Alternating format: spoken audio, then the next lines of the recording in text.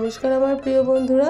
7 দিন পরে বাড়ি থেকে ফিরে এসে আমার ঘরের অবস্থা দেখো, চারিদিকেই ময়লা ভর্তি হয়ে রয়েছে।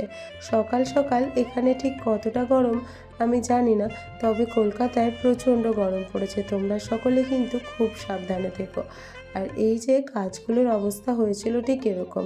আমি ভোরবেলা এসেই আগে দেখে আমি গাছগুলোকে, যেগুলো একেবারে মারা গেছে ওগুলোকে ভেঙে দিয়েছি। আর চারপাশটা এখনও তো খুবই স্নিগ্ধ লাগছে, রোদ্দুর সেরকম একটা ওঠেনি, চারপাশটা ভালোই লাগছে। জানি না একটু বেলা হতে হতে ঠিক কতটা গরম পড়বে, তাই ঝটপট সকাল সকাল হাতের কাজগুলো সেরে নিই। আমি এখানে পর্দাটা দিয়েই রাখছি, কেননা যদি বেশি রোদ ওঠে তাহলে ঘর একেবারে গরম হয়ে যাবে। তারপর আমি উঠে ঝটপট করে এগুলোকে একটু গুছিয়ে ঝাড়টা দিয়ে নিয়েছি। তোমাদের দাদা আবার অফিস যাবে, আর দীপ্ত ঋষু ঘুমাচ্ছে, ওদের খাবারও বানাতে হবে, সেই জন্য ঝটপট করে এগুলোকে করে নিয়েছে।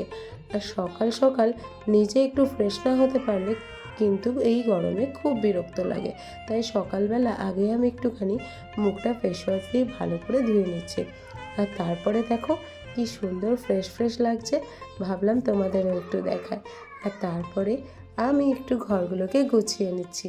এই গরমে চুল খুলে কাজ করা একেবারে মুশকিল। এতে প্রচণ্ড পরিমাণে ঠান্ডা লেগেছে, আর তারপরে এরকম ডাস্টিং করা যে কী কষ্টকর, আমার আরও অতিরিক্ত পরিমাণে ঠান্ডা লেগে যায়। কিন্তু কিছু করার নেই, এতদিন পরে বাড়ি আসলে ঘরদোর একেবারে ময়লা হয়ে থাকে। তোমাদের দেখাই, এখন 10টা মতো বাজে, চারপাশে কিন্তু কলকাতার মতোই রোদ উঠে গেছে। জানি না ঠিক কতটা গরম করবে, তবে শুনছি ঠিক অতটাও গরম পড়ে না, এদের অবস্থাও খুব করুণ। আর সকাল সকাল আমি তাই বানিয়ে নিচ্ছি একটুখানি বেলের শরবত। বেলগুলো মা বাড়ি থেকে আসার সময় নিয়ে এসেছিল, আর আমি এখানে নিয়ে এসেছি। বেলের শরবত বানানো কিন্তু একেবারে ইজি। আর এখানে আমি একটু ঠান্ডা জল দিয়ে দিয়েছি, যাতে একটুখানি পরেই খাবো, তাহলে ঠান্ডাটা কেটে যাবে। আর এভাবে আমি ছেঁকেই বেলের শরবত বানাই। আগে যেন ঠাকুমা একেবারেই বানাতো, আমার ঠিক ওভাবে খেতে ভালো লাগে না, দানাগুলো মুখের মধ্যে আসে, সেই জন্য আমি এভাবে একটু ছেঁকে নিই। আর এর মধ্যে আমি ঘরে পাতা একটু টক দইও মিশিয়ে দিই।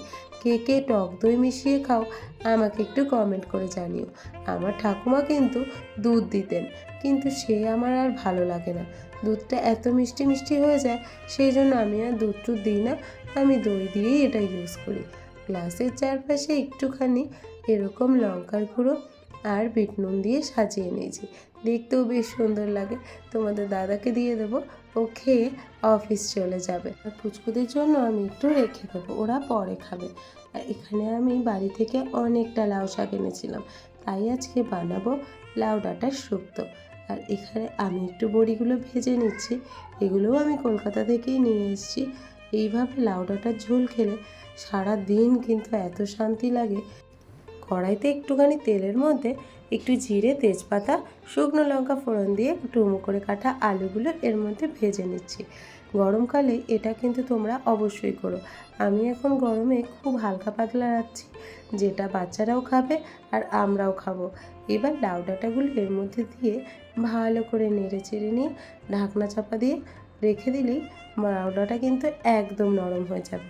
ব্যাস, তারপরে একটু নুন, হলুদ আর একটুখানি সামান্য জিরে গুঁড়ো দিয়ে ফুটে উঠলেই আমি এর মধ্যে বড়িগুলোকে দিয়ে দেবো। এই করতে করতে প্রায় 1:30টা মতো বাজে। আমি এবার রিশুকে সেই যে বেলের শরবতটা বানিয়েছিলাম ওটা খাইয়ে দিচ্ছি, যেটা আমরা খেয়ে নিয়েছিলাম আগেই। আর ওদিকে আমার রান্না প্রায় হয়ে এসছে। দেখো কি সুন্দর লাগছে, এটা দেখতে ওরকম লাগছে, খেতে কিন্তু অসাধারণ।